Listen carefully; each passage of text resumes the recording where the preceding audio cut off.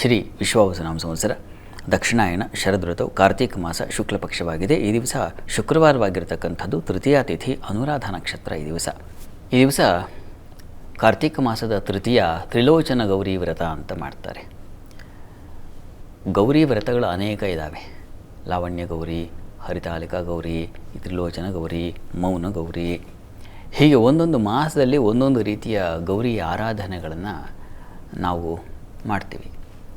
ಗೌರಿಯ ಆರಾಧನೆಯ ಉದ್ದೇಶ ಏನಪ್ಪ ಅಂದರೆ, ಸರ್ವಮಂಗಲ ಮಾಂಗಲ್ಯೆ ಶಿವೆ ಸರ್ವ ಅರ್ಥ ಸಾಧಿಕೆ.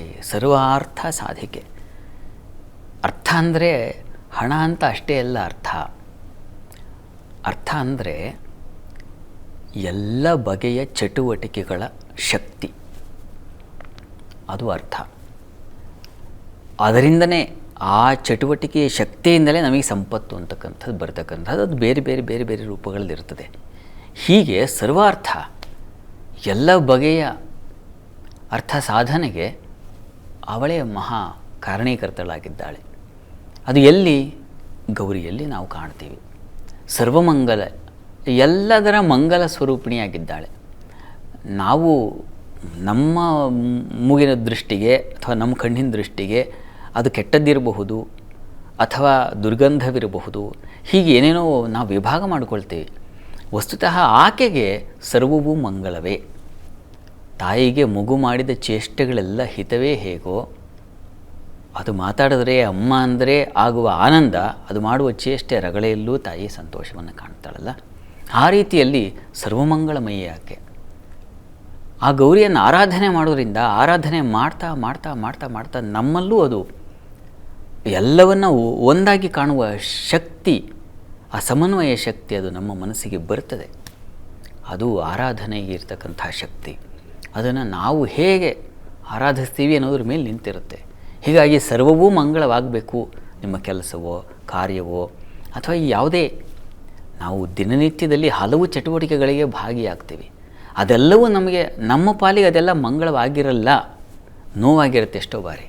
ಆದರೆ ನೋವು ಕೂಡ ನಿವಾರಣೆ ಆಗುತ್ತೆ ಗೌರಿ ಆರಾಧನೆಯಿಂದ. ಅದು ನಿವಾರಣೆಯಾಗಿ ನಮಗೂ ಒಂದು ಮಂಗಳ ಅದು ಬರ್ತದೆ. ಈ ಕಾರಣದಿಂದಾಗಿ ಗೌರಿ ಆರಾಧನೆಗಳನ್ನು ಪ್ರತಿ ತೃತೀಯ, ಪ್ರತಿ ಶುಕ್ಲ ಪಕ್ಷ ಕೃಷ್ಣ ಪಕ್ಷವನ್ನು ಮಾಡಬಹುದು. ಈ ತೃತೀಯ ದಿವಸ ಆ ಗೌರಿ ತಿಥಿಯ ದೇವತೆ ಯಾರು ಅಂದರೆ ಗೌರಿಯಾಗಿದ್ದಾಳೆ. ಹೀಗಾಗಿ ಸುಮಂಗಲಿಯರು ಬಹಳ ಮಟ್ಟಿಗೆ, ಹೆಣ್ಣು ಮಕ್ಕಳಿಗೆ ಆ ಮಂಗಲ ಶಕ್ತಿ ಬೇಕು. ಎಲ್ಲರನ್ನೂ ಸಮಾನವಾಗಿ ಕಾಣ್ತಕ್ಕಂಥ ಹೆಣ್ಣು ಮಕ್ಕಳಿಗೇನಾದರೂ ಆ ಕೆಟ್ಟ ಆಲೋಚನೆಗಳನ್ನು ಸೇರ್ಕೊಂಡ್ಬಿಟ್ರೆ ಪ್ರಳಯ ಆಗೋಗ್ಬಿಡುತ್ತೆ. ಹೀಗಾಗಿ ಅವರು ಸದಾ ಮಂಗಳವಾಗಿರಬೇಕು. ಅದಕ್ಕೆ ಈ ಮಂಗಳಗೌರಿಯ ಆರಾಧನೆ ಮಾಡಬೇಕು. ಅವರು ಹೆಣ್ಣುಮಕ್ಕಳು ತುಂಬ ಮಾನಸಿಕವಾಗಿ ಪ್ರಸನ್ನರಾಗಿದ್ದರೆ ಕುಟುಂಬ ಸಮಾಜ ಎರಡೂ ಸಮಾಧಾನವಾಗಿರುತ್ತೆ. ಅಲ್ಲಿ ಕೆಟ್ಟುಬಿಟ್ರೆ ಎಲ್ಲ ಹಾಳಾಗ್ಬಿಡುತ್ತೆ.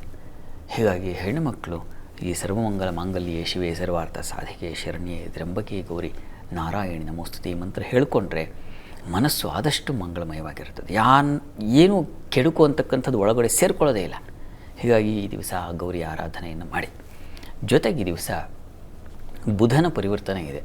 ತುಲಾ ರಾಶಿಯಲ್ಲಿದ್ದಂತಹ ಬುಧ ಎಷ್ಟು ದಿವಸ ಅಲ್ಲಿದ್ದ, ಈ ದಿವಸ ಶತ್ರುಕ್ಷೇತ್ರವನ್ನು ಬುಧ ವೃಶ್ಚಿಕ ರಾಶಿಯನ್ನು ಪ್ರವೇಶ ಮಾಡ್ತಾ ಇದ್ದಾನೆ.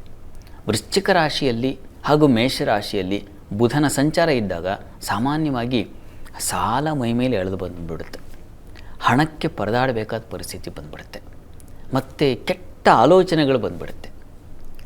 ಕುಜನ ಕ್ಷೇತ್ರದಲ್ಲಿ ಬುಧನ ಸಂಚಾರವಾದರೆ ಚೌರ್ಯ ಬುದ್ಧಿ ಅಂತಾರಲ್ಲ, ಹೇಗೆ ಇದನ್ನು ಲಪಟಾಯಿಸಲಿ, ಹೇಗೆ ಇವರ ಹತ್ರ ಇದನ್ನು ನಾನು ಕಬಳಿಸಬಹುದು, ಇಂತಹ ಕೆಟ್ಟ ಆಲೋಚನೆ ಬಂದುಬಿಡುತ್ತೆ ಇದು ಕೆಲವು ರಾಶಿಗಳವರಿಗೆ. ಹೀಗಾಗಿ ನಮ್ಮ ಬುದ್ಧಿ ಮನಸ್ಸುಗಳು ಹೀಗೆ ಚೌರ್ಯಕ್ಕೆ ಒಳಗಾಗುತ್ತಿರಲಿ, ಕೆಟ್ಟ ಆಲೋಚನೆಗಳು ಬರದೇ ಇರಲಿ. ಈಗಷ್ಟೇ ಹೇಳಿದ್ನಲ್ಲ, ಮಂಗಳಮಯವಾಗಿರಬೇಕು ಅಂದರೆ ಆ ಮಂಗಳಗೌರಿ ಆರಾಧನೆಯನ್ನು ಮಾಡಬೇಕು. ಬುಧನ ಫಲದಿಂದ, ಈ ಕೆಟ್ಟ ಫಲಗಳಿಂದ ಹೊರಬರಲಿಕ್ಕೆ ಏನು ಪರಿಹಾರ, ಒಂದೊಂದು ರಾಶಿಗೂ ಒಂದೊಂದು ಥರ ಇರ್ತದೆ. ಅದನ್ನು ಆಮೇಲೆ ನಾವು ನೋಡೋಣ. ಅಂತೂ ಈ ದಿವಸ ನೀವು ಈ ತೃತೀಯ ತಿಥಿ ಇರೋದ್ರಿಂದ ಆ ಮಂಗಳಗೌರಿ ಪ್ರಾರ್ಥನೆ ಅದನ್ನು ತಪ್ಪದೇ ಮಾಡಿ.